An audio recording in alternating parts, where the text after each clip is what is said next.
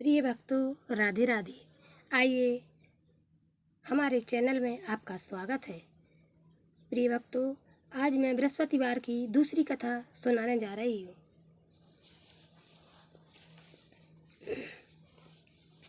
भारतवर्ष में एक राजा राज्य करता था। वह बड़ा प्रतापी और दानी था। वह नित्य गरीबों और ब्राह्मणों की सहायता करता था। यह बात उसकी रानी को अच्छी नहीं लगती थी। वह ना ही गरीबों को दान देती, ना ही भगवान का पूजन करती थी और राजा को भी दान देने से मना किया करती थी।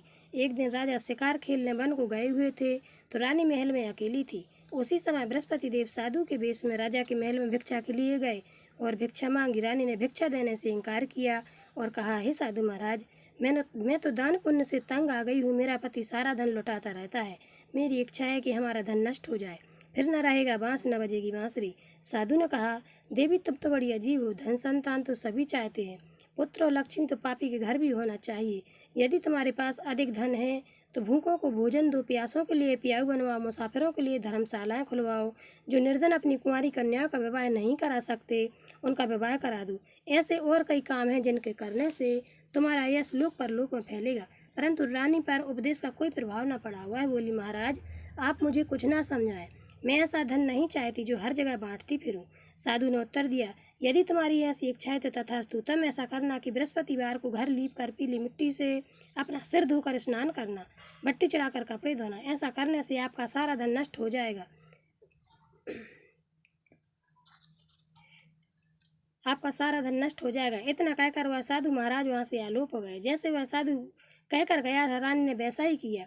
6 बृहस्पतिवार ही बीते थे कि उसका समस्त धन नष्ट हो गया और भोजन के लिए दोनों तरसने लगे, सांसारिक भोगों से दुखी रहने लगे। तब वह राजा रानी से कहने लगा कि तुम यहाँ पर रहो, मैं दूसरे देश को जाता हूँ, क्योंकि यहाँ पर मुझे सभी मनुष्य जानते हैं, इसलिए कोई कार्य भी नहीं कर सकता। देश चोरी परदेश भीख बराबर है। ऐसा कहकर राजा परदेश चला गया। वहाँ जंगल को जाकर लकड़ी काटता और उसे शहर में बेचता। इस तरह वह जीवन व्यतीत करने लगा। एक दिन दुखी होकर जंगल में एक पेड़ के नीचे निश्चित रूप से आसन जमा कर बैठ गया। वह अपनी दशा को याद करके व्याकुल होने लगा। बृहस्पतिवार का दिन था। एकाएक उसने देखा कि निर्जन वन में एक साधु प्रकट हुआ। वह साधु वेश में स्वयं बृहस्पति देवता थे। लकड़हारे के सामने आकर बोले, हे लकड़हारे, इस सुनसान जंगल में तू चिंतामग्न क्यों बैठा है? लकड़हारे ने दोनों हाथ जोड़कर प्रणाम किया और उत्तर दिया, महात्मा जी, आप सब कुछ जानते हैं। महात्मा जी, आप सब कुछ जानते हैं, मैं क्या कहूँ?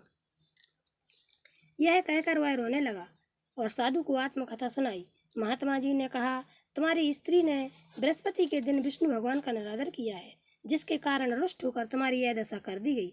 अब तुम चिंता को दूर करके मेरे कहने पर चलो तो तुम्हारे सब कष्ट दूर हो जाएंगे और भगवान पहले से भी अधिक संपत्ति देंगे।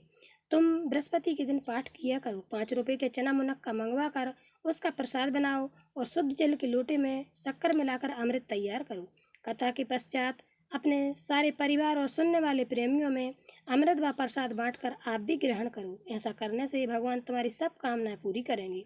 साधु के ऐसे वचन सुनकर लकड़हारा बोला, हे प्रभु, मुझे लकड़ी बेचकर इतना पैसा नहीं मिलता जिससे भोजन करने के उपरांत कुछ बचा सकूं।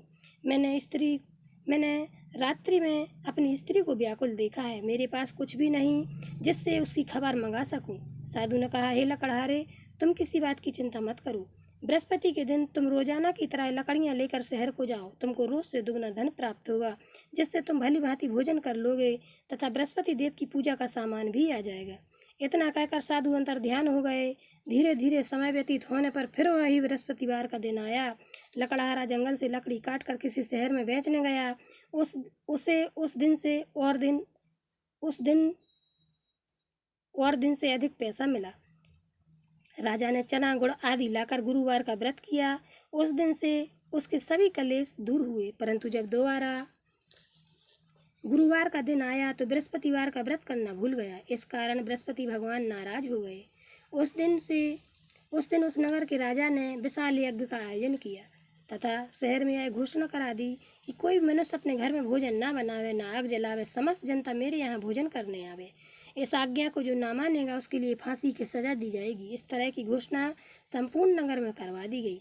राजा की आज्ञा अनुसार शहर के सभी लोग भोजन करने गए, लेकिन लकड़हारा कुछ देर से पहुंचा, इसलिए राजा उसको अपने साथ घर ले गए और ले जाकर भोजन करा रहे थे तो रानी की दृष्टि उस खूंटी पर पड़ी जिस पर उसका हार लटका हुआ था। वह वहाँ पर दिखाई ना दिया। रानी ने निश्चय किया कि मेरा हार इस मनुष्य ने चुरा लिया है। उसी समय पुलिस को बुलवाकर उसको जेल खाने में डलवा दिया। और जब लकड़हारा जेल खाने में पड़ गया और बहुत दुखी होकर विचार करने लगा कि ना जाने कौन से पूर्व जन्म के कर्म से मेरे लिए दुख प्राप्त हुआ है, और उसी साधु को याद करने लगा जो कि जंगल में मिला था। उसी समय तत्काल बृहस्पति देव साधु के रूप में प्रकट हो और उसकी दशा को देखकर कहने लगे, अरे मूर्ख, तूने बृहस्पति देव की कथा नहीं करी, इस कारण तुझे दुख प्राप्त हुआ है। अब चिंता मत कर, बृहस्पतिवार के दिन जेल खाने के दरवाजे पर 4 पैसे पड़े मिलेंगे, उनसे तू बृहस्पति देव की पूजा करना, तेरे सभी कष्ट दूर हो जाएंगे।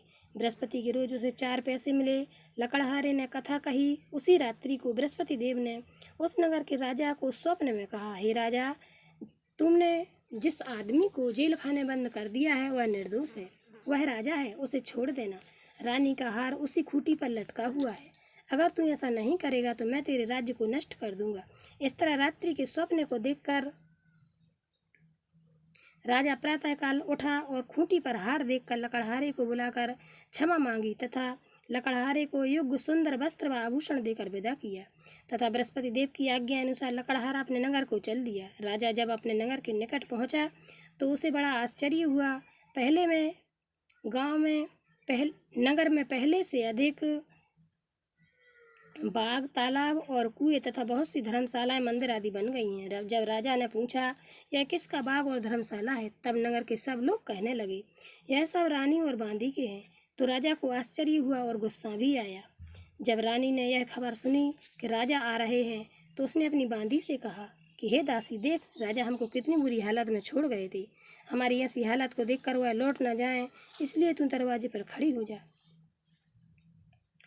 आज्ञा अनुसार दासी दरवाजे पर खड़ी हो गई।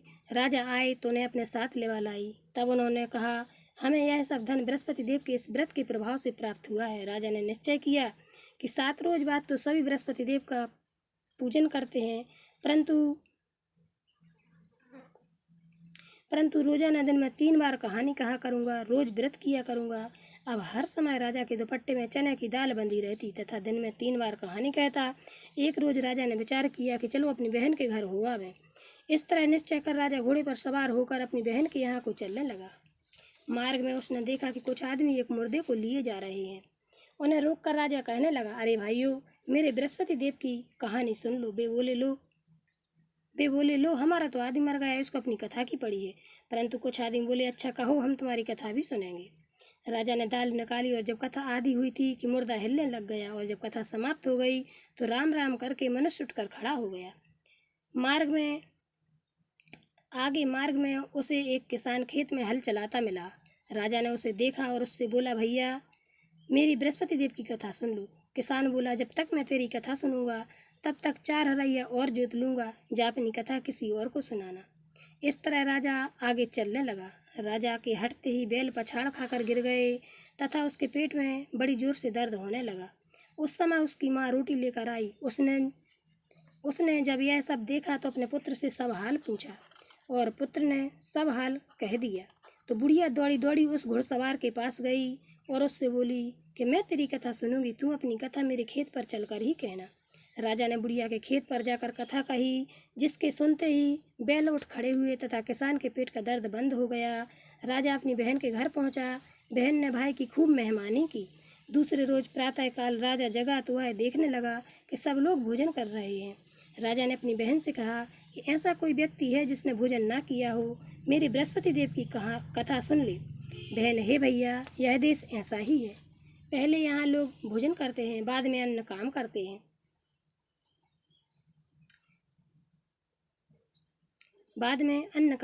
अगर कोई पड़ोस में हो तो देख आऊं।